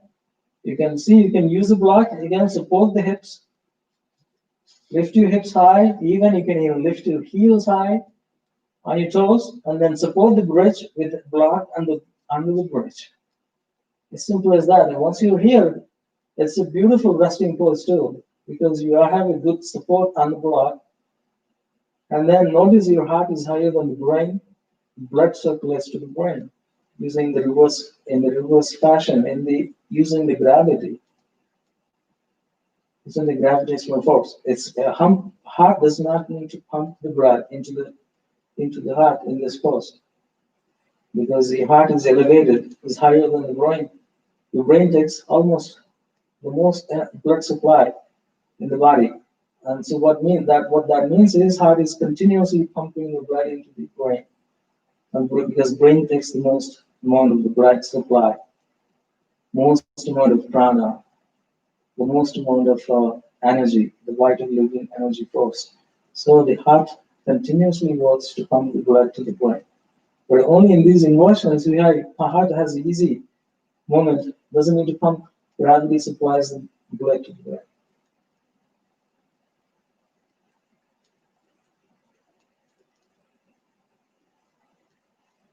The fresh blood, I mean. Once you're resting on this, you can lift one leg up, you can lift the other leg up. If you're on the block, you can also do the same thing. By the way, if you do not have a block, you can support the bridge with the elbows underneath, like this. Elbows underneath the bridge. Some weight is on your elbows, but there's no weight on the neck, and there's no weight on the head. You can still lift your hips high. Your elbows are like the pillars on the bridge. You can stay here. Even in this pose, you can lift one leg up. You can lift the other leg up and stay in this pose, but do not allow your hips falling down. Do not allow the bridge to collapse. Keep your hips high so that the heart is elevated higher than the brain. And then slowly lower the hips down. Breath in the Shivan and the Pranayama one more time. Just keep the entire spine on the mat. Knees are still bent. So now this time we will do full wheel or Urdhva Dhanurasana, sometimes called upward bow pose. Just like you did the bow pose before, back bend, and this is the inversion. You do the upward bow pose. And don't be afraid, it's not that hard. It's just weight shifts to the arms. There's no block or there's no pillars under the bridge this time. There's no block or hands under the bridge this time. But your weight shifts to the feet and the palms on the mat as you lift the entire body up like a wheel, like a cart wheel, or like a half wheel. If anyone has a severe back injury or severe back issues, or maybe have back surgery, then you may be a little bit watch out. Maybe you may not be able to do it. We can just repeat the bridge. Others can try doing it full wheel, place your palms on the mat.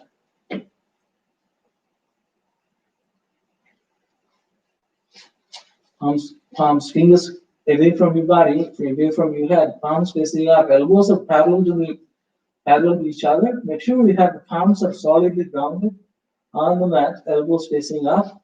And then when you think you're ready, slowly lift your hips high. And you have to have very good grip under the palms as well as under the feet.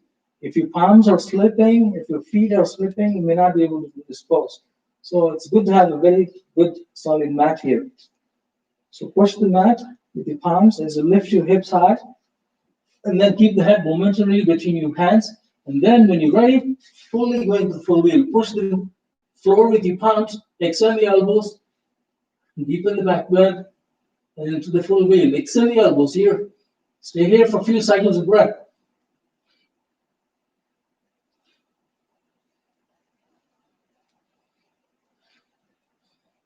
And slowly come down. Slowly lower the hips down. Back to the Shivananda Pranayama. Knees are still bent, mid-rest. See how resting this pose is. Though that full wheel, sometimes it gets challenging if you don't do it regularly. But if you do it regularly, it's not that hard.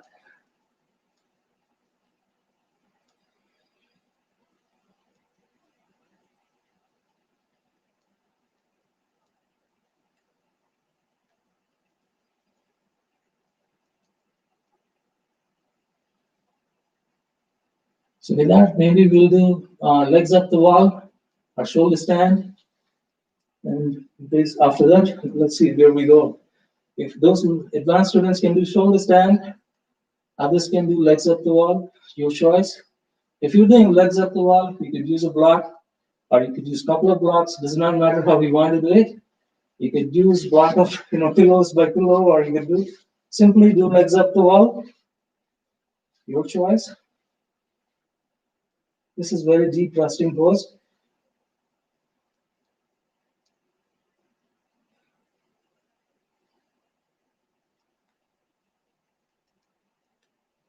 Now you can do shoulder stand. If you like to do shoulder stand, lift your entire body up right above the shoulders, the spine and the legs in one straight line right above the shoulders. But you can always go back to the legs up the wall. Your choice. So if you're doing full shoulder stand, Queen of Asanas rear, slowly try to lift your hips high, support your spine with your hands behind, roll your body weight to the shoulders, roll your body weight. Use momentum, maybe momentarily. Advanced students, they can simply use core strength as the lift the hips high. Advanced students, others can probably use some momentum as you roll onto the shoulders, but as soon as you lift your hips high, support the spine with your hands behind and try to straighten the spine. Try to straighten the spine and the legs right above the shoulders. If your hips, there's a bend in your hips, if there's a bend at the hips, try to work on straightening the hips right above the shoulders. The spine and the hips in a straight line, your toes pointed to the ceiling, and then you can see if you can kick the legs behind slowly so that you can pull the hips towards your head and the legs away from the head. So that way you can straighten the spine and the hips and the legs right above the shoulders, no weight on the neck. Stay here for a few cycles of breath until the blood fully circulates to the brain.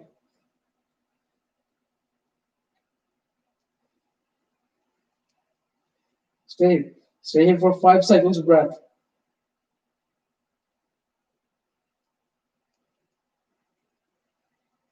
Calm your mind. Your brain gets the rush and the full supply of the blood.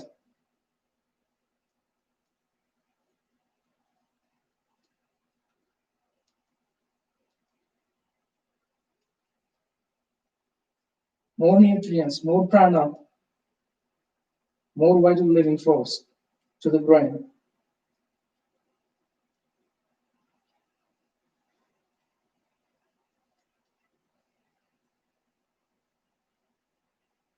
And then slowly lower the hips down with control.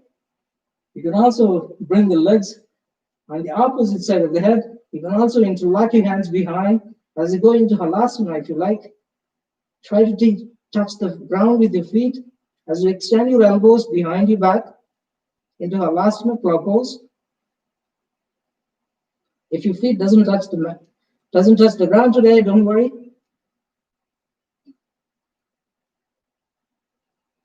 And then slowly, with control, slowly come out of the plow pose. Slowly, with one vertebrae at a time,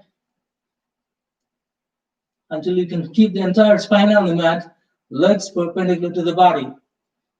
Stay here and don't drop the legs down. Keep the legs perpendicular to the body here with control. Relax your breath, slow, deep inhales, slow, deep exhales. And with control, slowly, gently, continuously, gradually lower the legs down using your core strength. Don't drop your legs all of a sudden.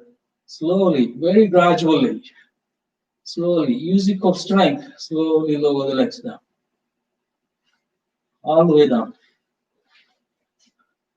And when you're here, we can do one last inversion, which is the Matsyasana.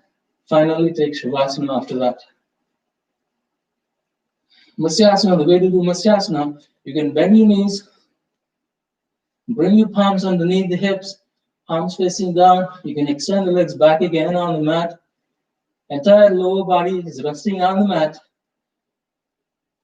And as you arch your upper body, like a fist diving backwards, as you shift the body weight to the elbows, into the Matsyasana, into the fish pose. Open your throat. You can keep the head close to the ground, but no weight shifts to the head. It doesn't have to be hanging in the air, but there is no weight on the head, even if it touches the mat. But make sure your heart is open, the throat is open. Entire body is arching back like a fist diving backwards.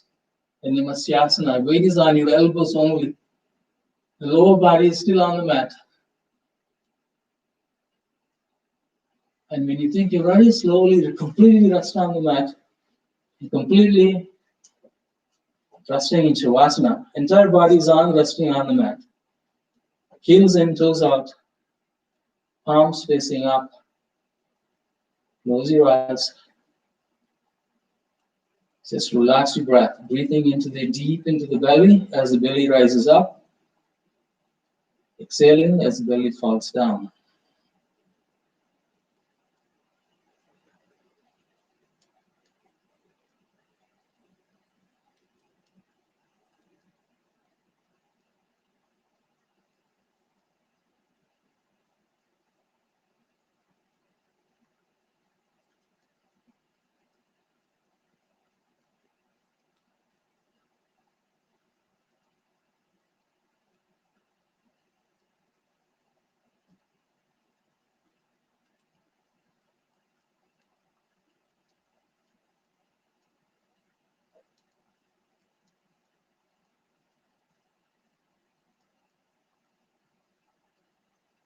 Your entire body is resting like in dead body pose. Only thing you're doing is breathing slowly and deeply. The body is still, the mind is still. Only observing the moment, the transitions of the breathing between the waving inhales and waving exhales.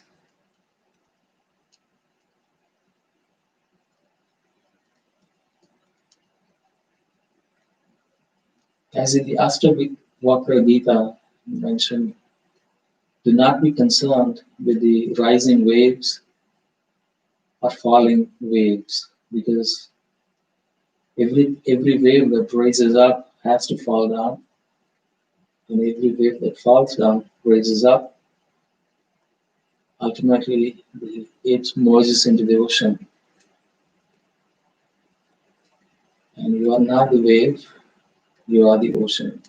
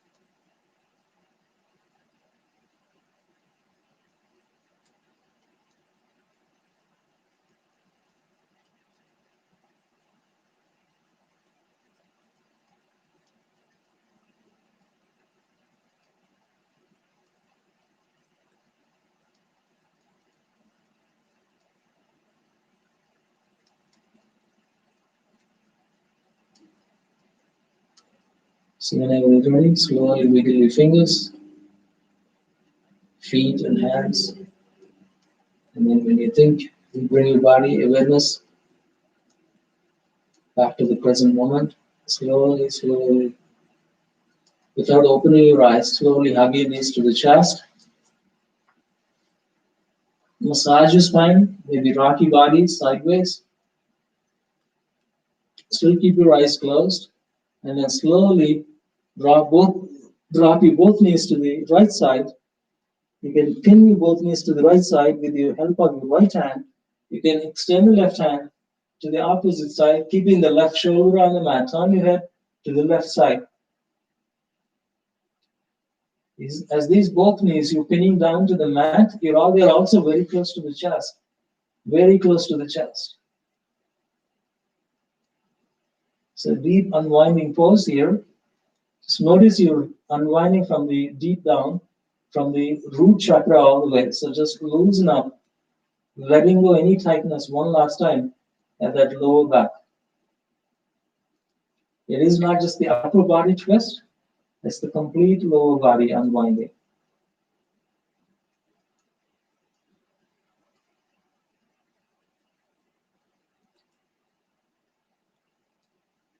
So back to this neutral, back to the other side. Hug your knees to the chest. Roll your both knees to the opposite side. And then hug your knees close to the chest as you pin your knees down to the ground. So that's the hard part, right? You're hugging the knees. At the same time, you're pinning the knees down as you extend your right arm to the opposite side, as you turn your head to the opposite side. Keep the right shoulder on the mat. Turn your head to the right side. Notice it's not just the upper body twist. That's the lower body twist. Comes from the root, the base of the spine, letting go any tightness, any resistance in your lower body. Unwinding from the deep down.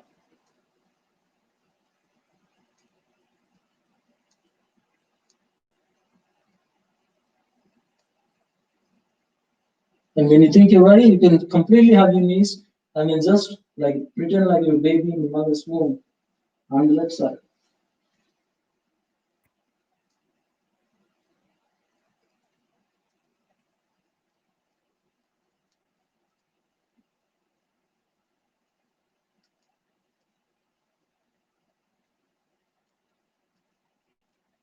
And slowly with support of one hand, slowly sit up. So we're almost coming close to the end of the class. The last few minutes, we can rest in meditative pose. Sit in comfortable Sukhasana, lotus, half lotus. And then we end the class with a few moments of meditation. And this is when you realize the sattvic nature in our practice. Until then, we were just practicing moving from tamasic to rajasic. We kept on practicing with active dynamism in practice, with active intensity in our practice. But ultimately, when you achieve that state of mind, finally you're above and beyond these rajasic natures, where you can go into tamasic, more towards light, more peace, and more quiet. And you can sit comfortably in this meditative pose for hours long if you like to. You can close your eyes, you can join your index finger on the thumb, you can rest your palms on your knees, close your eyes. And bring your awareness and observe this stillness, the silence inside your body, inside your mind. It does not mean that thoughts completely stopped. Thoughts still come and go. Do not resist. Let them subside on their own, like the waves in the lake subside.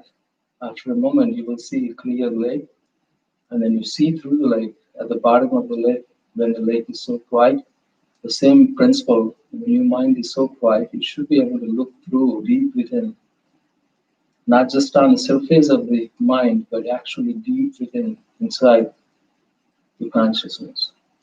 That's when you would be able to look into your spirit. You would be able to understand, realize your true real self. You may be able to experience that love, deep love, compassion, and peace within.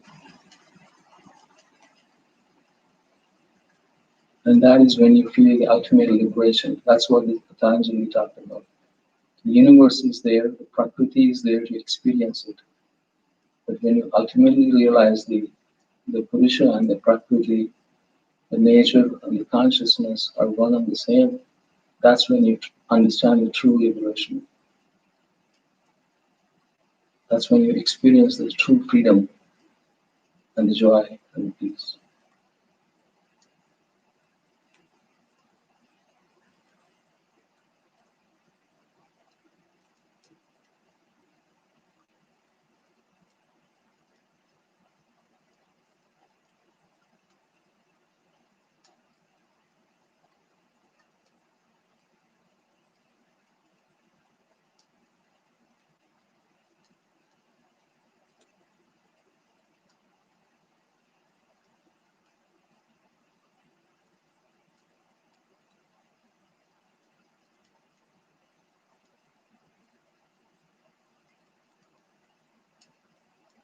You can also chant a mantra if you have it, or simply show an inhale, hum and exhale.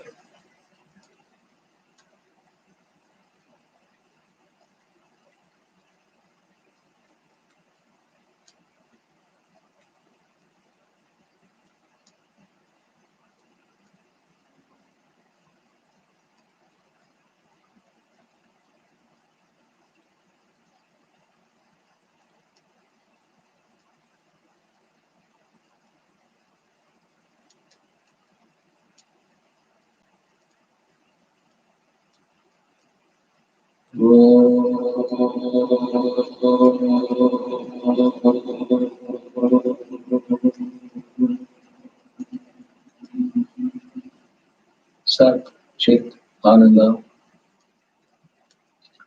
You are the truth, you are the consciousness, you are the blissfulness. Arms into Anjali Mudra. Om Swasti Prajabhyaya Paripalayanteya Nyayena Margena Mahim Mahisham Om Go Brahmanebhyaya Subhamasti Nityam Lovika Samasta Sukhino Bhavantu. Om Shanti Shanti Shanti. Namaste. Thank you. I bow down to all of you. Join and practice with me. Bow down to yourselves. Bow down to the teachers who inspired us. Bow down to the parents, all the well wishers. Namaste. Open your eyes. So one quick announcement and then we will end the class. I posted the message about the VIEW conference, upcoming yoga conference on Saturday, January 16th. And the planning is well in progress. Kali Om, my mentor, Sabha and myself, and we were all planning for this VIEW conference, Vivekananda International East-West Yoga Conference on Saturday, January 16th from 8 a.m. to 1 p.m. And I will share the plan, the agenda, and we will invite several spiritual leaders from several organizations, like we always do on every annual VIEW conference, in honor and celebration of contributions of Swami Vivekananda, who brought yoga and Vedanta to the United States in 1893. So this is in honor of his birth anniversary. So we always start the year with this free international yoga conference. So look for the details. I already shared some information on the Facebook page, HTGC Yoga Facebook page, and the WhatsApp groups. And I will share more details, more information there. Lastly, I really appreciate if you go to the links I provided there and register for the classes for the next year, for the HTGC Yoga classes in the new year. I wish you all safe and happy holiday. Namaste. Enjoy the weekend. Merry Christmas.